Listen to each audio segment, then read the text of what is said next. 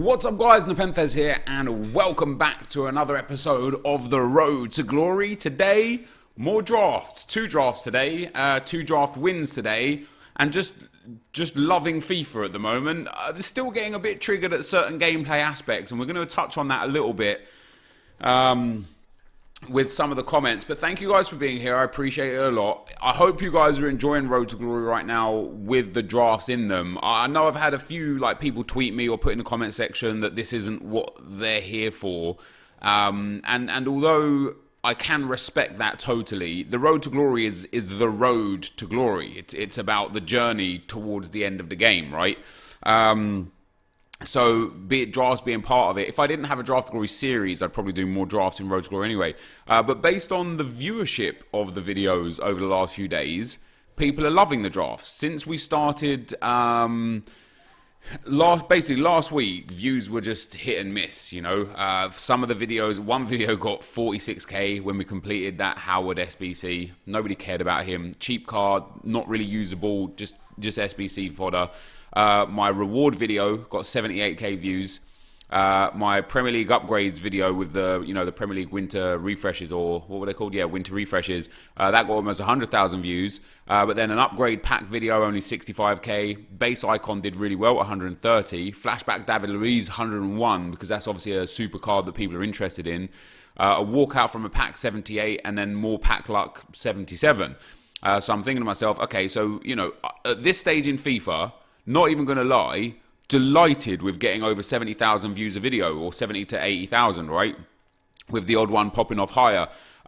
Because last year, the videos during the end of February were down in the 50s and 60s, and a good video would be 70 or so, which means more people are engaged with the series this year, which means I'm doing a good job, which I'm so happy with. I'm delighted that by your viewership, you're happy with it. I then started doing drafts. And since I started doing drafts on episode 156, we got 123,000 views in the draft. We then did the Falcao SBC, and that got 91,000 views, which is still amazing. We then got Amazing Draft Rewards, which is almost on 100,000 views. We then did Project Team of the Season, which is only on 70,000 views, which again shows that people are turning up for draft a lot. We then did the 99 Pele draft, got 110,000 views, and yesterday's draft video in just 17 hours is already over 85,000 views. So you guys are loving this right now. And today we've got 2 more drafts, 2 more draft wins, 2 insane teams, and some great gameplay. This draft right here, funnily enough, I streamed last night, and I streamed 2 drafts, and I won the first draft, and I lost in the final of the second draft. And the level of opponent I come up against on stream is so hard, right? Because people just, it's a combination of some people just wanting to play one of their favorite streamers or YouTubers. I understand the concept behind why people try and search for their favorite content creators. And it's also part of some people just being assholes and wanting to cause misery to the person that's streaming because they get a kick out of that. And as psychotic as it is, I understand it as well. And it's also a little bit in part of the fact that people are just emulating the streamer, and it happens not just to me but to everyone. So if I'm playing draft, lots of people that are watching me will probably just be like, oh, do you know what, let me play draft as well, where they normally wouldn't do. So I just, typically the curve of skill goes up a little bit when I'm streaming for players just playing. And after I finished the stream, I was just a little bit flustered and a little bit frustrated because, I came up against the guy in the final who was 1 depth, dropped back, had his fullbacks and his CDMs on stay back while attacking, and he scored the first goal off of a counter-attack. And this is definitely something where I need to improve. And again, we'll actually get to that on one of the comments shortly. And he scored the first goal, and I just found it really difficult to get back into the game. And so I just started getting frustrated. And when I get frustrated, I start playing just terrible FIFA. I bring my defenders out of position. I second man press too much. I control my defenders too much. I rush my passes going forwards. And I just generally have a bad time. And I end up getting smashed in that game because I let it get to me. I went all out attack. I went constant pressure, high press. And it just wasn't a good look.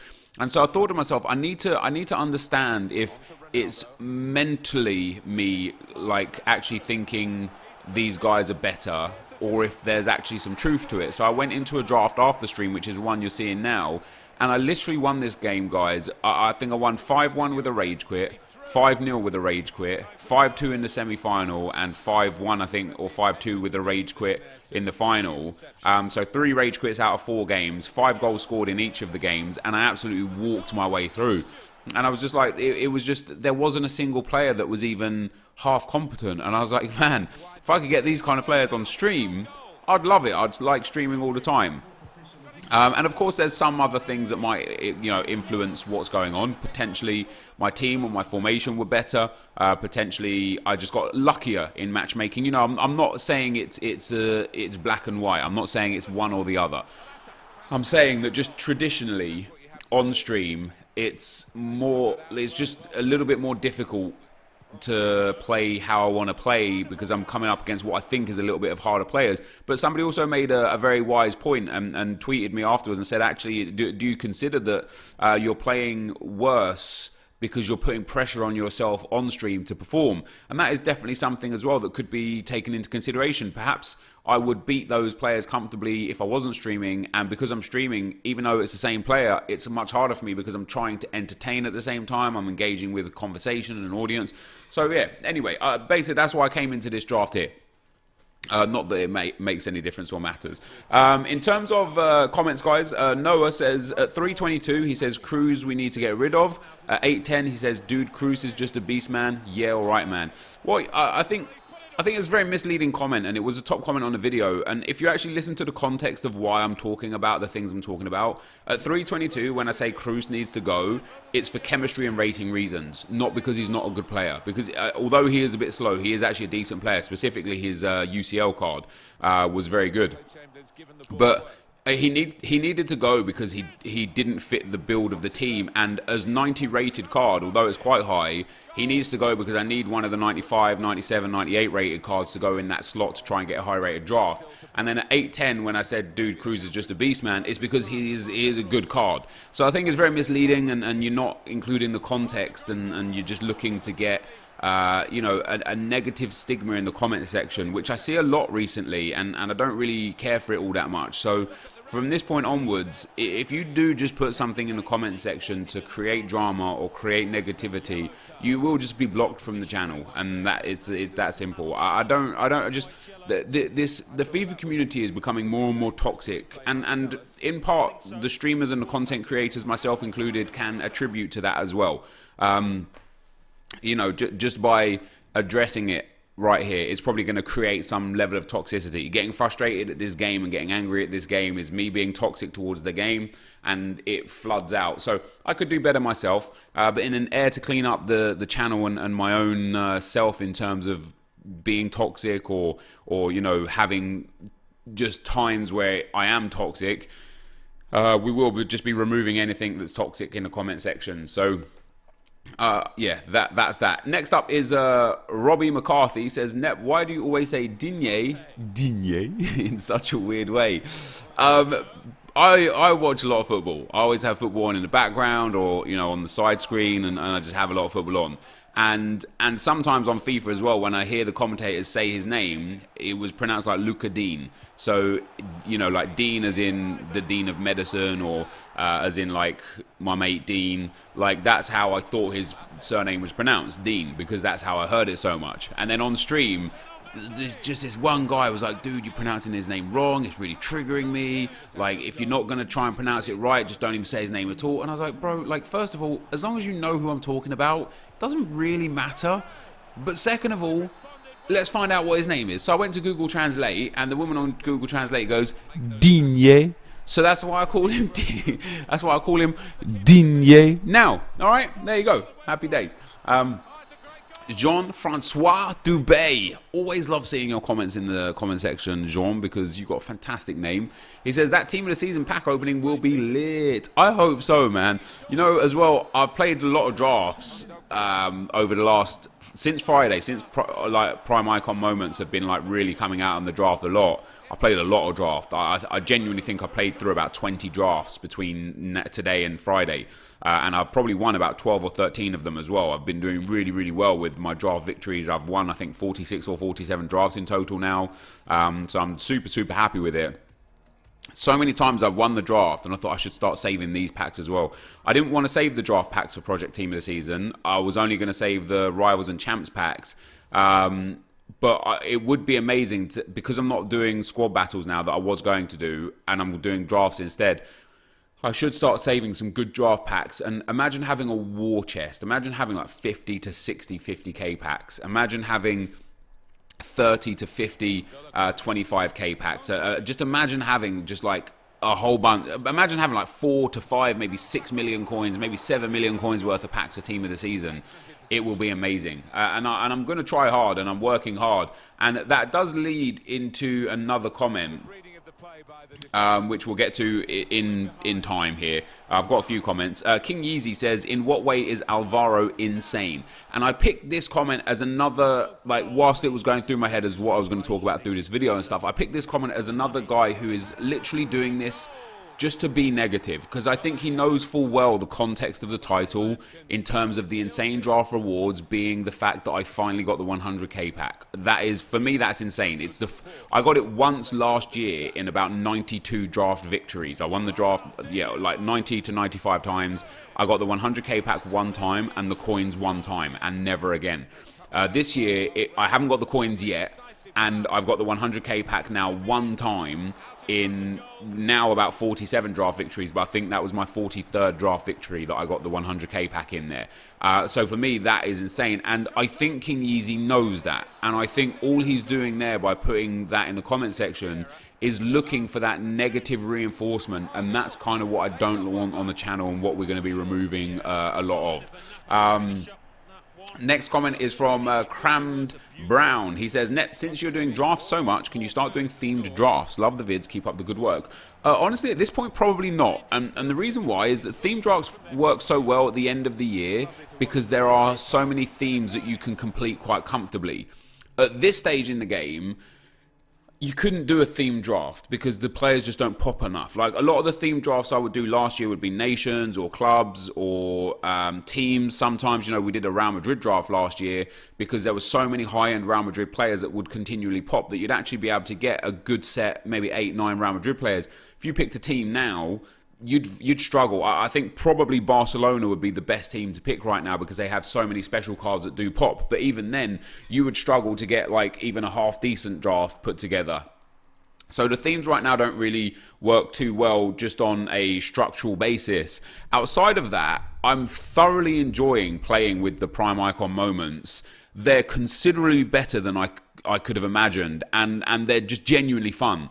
And so I don't want to like turn away a possible Prime Icon moment Hullet because I need to take Luis Suarez for a Barcelona themed squad, or turn away a Prime Icon moment Cruyff because I need to take Olivier Giroud in a French themed squad. You know what I mean? Like, so I don't know. I'm at this current moment, I'm just enjoying building the best team possible. And funnily enough, actually, I've also thrown away a few drafts. Like, I know this is a road to glory that we're on, the account in general, but if I don't get a draft that gives me really good players, I'm just quitting in the first round, like scoring an own goal, giving the guy the win, quitting the game, getting the packs at the end, which will still make, even if you get the bad luck and get the loan pack, the 2 gold packs that you'll still make like 5,000 coins back. So 10,000 coins, little bit of a waste, sure, but we're making coins aplenty in the game currently this year, so it's not really a big deal for me.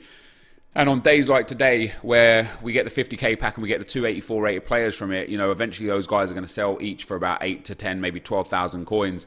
So we'll make really huge profits back off of those, which I'm absolutely fine with. So yeah, right now I'm probably not going to go for themed drafts at all. Cheese Puff Glory says, Yo Nep, are you pressing left trigger when you hit those volleys or not? Keep up the great work. No, I am not. I'm just using the right thumbstick to scoop it up to myself. And then just shooting. Sometimes I time it, sometimes I don't. Really depends on the angle and how far out I am.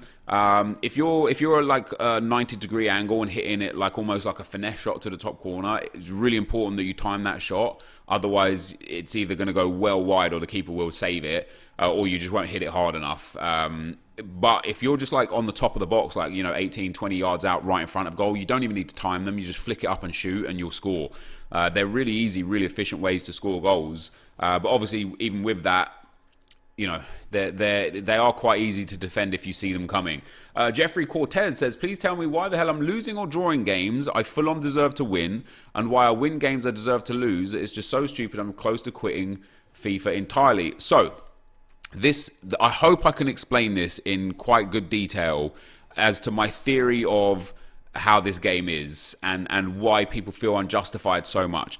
And what I want to kind of imagine is a line, and one straight line that is your level of skill, right? And what will generally happen is if you put a circle around your line, literally imagine a complete circle and a line straight through the middle, and the circle around the line is your opponent's level of skill, right? And if you come up against a person who is at the high peak of level of skill against you, you'll just get battered because they're so much better than you that you know, they just understand the game mechanics better, they got better reactions, better decision making, and they'll just beat you. And if you come up against someone at the bottom of the circle, which is way lower than your level of skill, you will ultimately just batter them because you're just way better than them. And the best way to explain that is like the first 5, 8, 10 games of Foot Champs is the lower end of the circle. As you start getting to a form closer to your skill level, you start coming up against people around your skill level. And then when you hit your top form, you could potentially come up against people way above your skill level that would just absolutely beat you.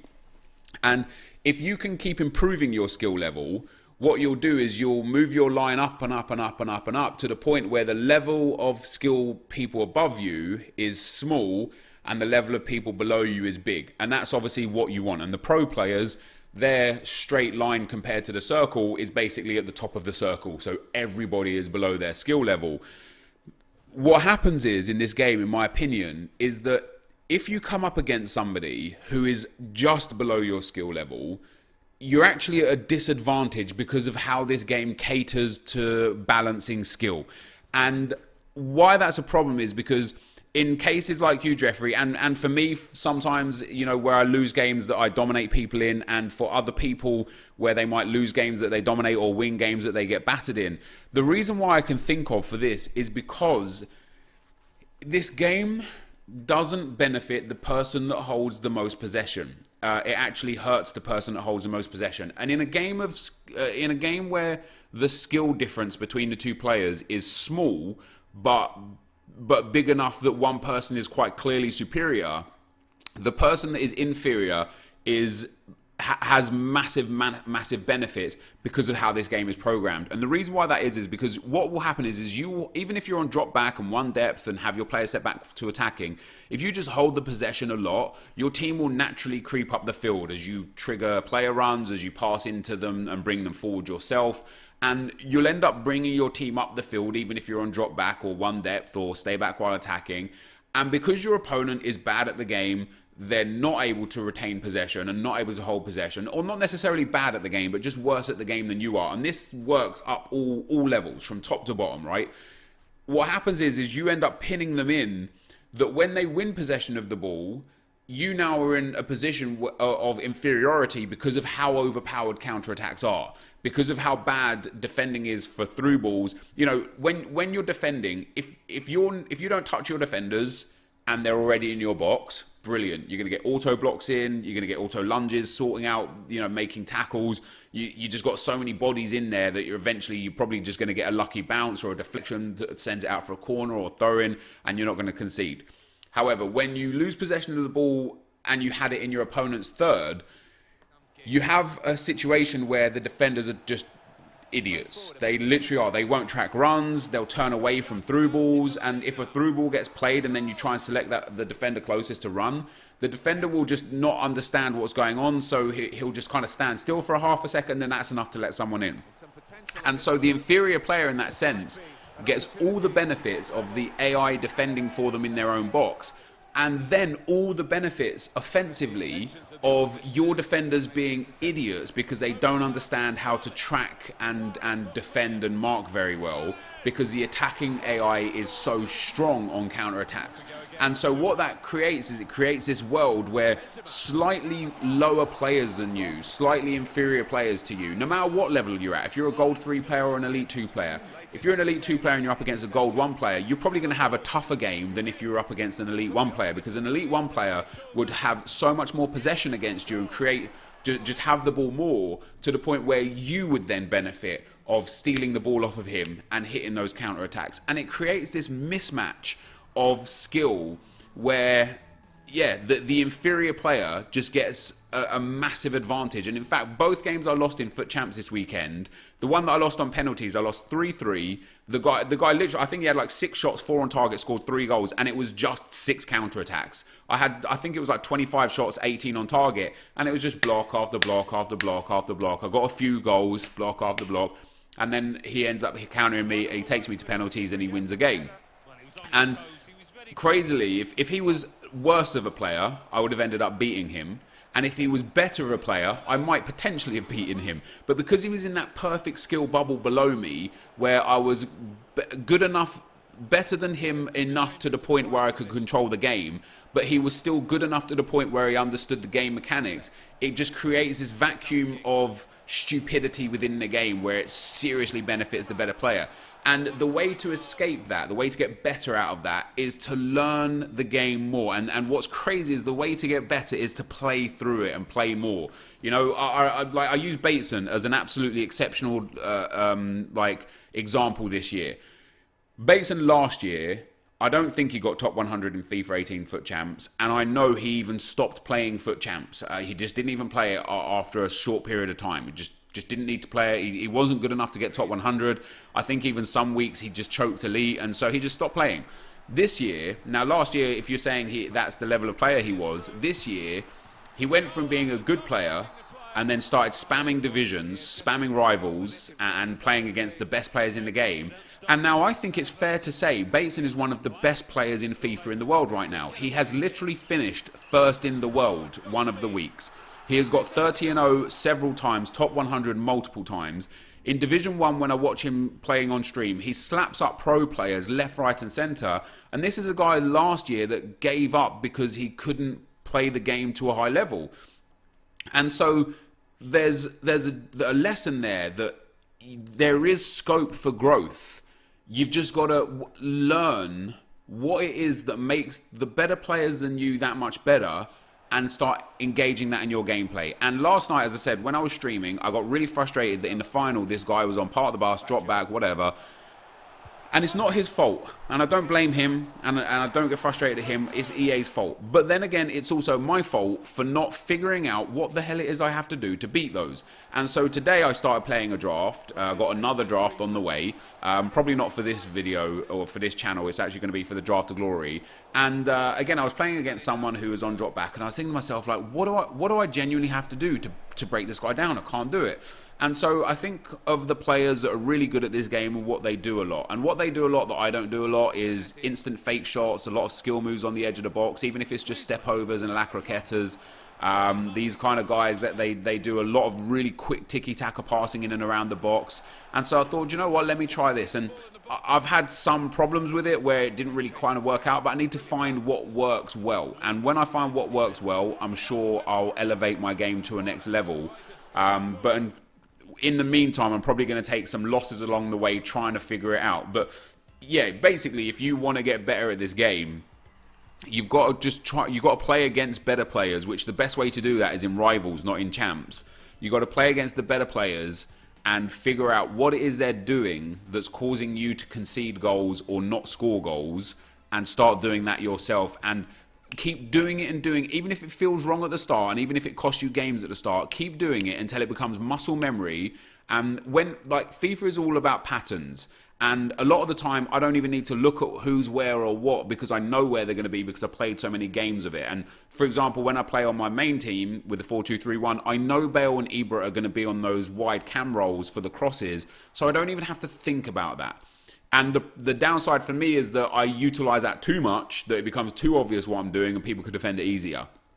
If I could figure out a way to incorporate my flick-up volleys, my crossing, tiki-taka passing, skill moves, all that kind of things all at once, people would just have no chance defensively against me. And then it would be a case of basically what Skills does is Skills just tries to outscore people. And I know I'm bad at defending. I know I've just got huge issues with defending, and I've tried hard since FUT Champs became a thing in FIFA 17. I've tried hard to get better at defending, and I just can't do it. There's just something hardwired into my brain that makes me snap into my defenders and pull them out of position. But yeah, basically, if you're dominating people and losing, it's because they're actually closer in skill to you than you think. They are still an inferior player, and they just get all of the benefits of how the game is coded. So if that's the case, you know that you got to improve on what you're doing offensively to turn those chances in that possession into goals. And there's certain ways to do that, and certain ways I don't know. One way I was thinking of, funnily enough, just to end here today, guys, on stream yesterday, when this guy was parking the bus, one depth, and just 8 men in the box, and I can't score a goal. In the game, you're never really going to do this, but I actually think it might be worthwhile doing. Just kicking it out for a goal kick might actually help you, because he's got so many men behind the ball that you're unlikely to score, and you're more likely to lose possession and get countered. Whereas if you kick it out for a goal kick, his team resets and they push up the field a lot more, and now you have an opportunity of getting the ball in a scenario where he's not 8 men behind the ball, and you can actually have a decent attack. So there's, there might be some gaming within the game that you can do to help yourself. This, guys, though, is going to be the end of the video for today. If you did enjoy it, be sure to leave a like, rating, comment, and subscribe to my channel if you haven't already. Rewards on this set were terrible. Rewards on the last set were fantastic. Thank you for watching, and I'll see you next time. I'm out. Peace.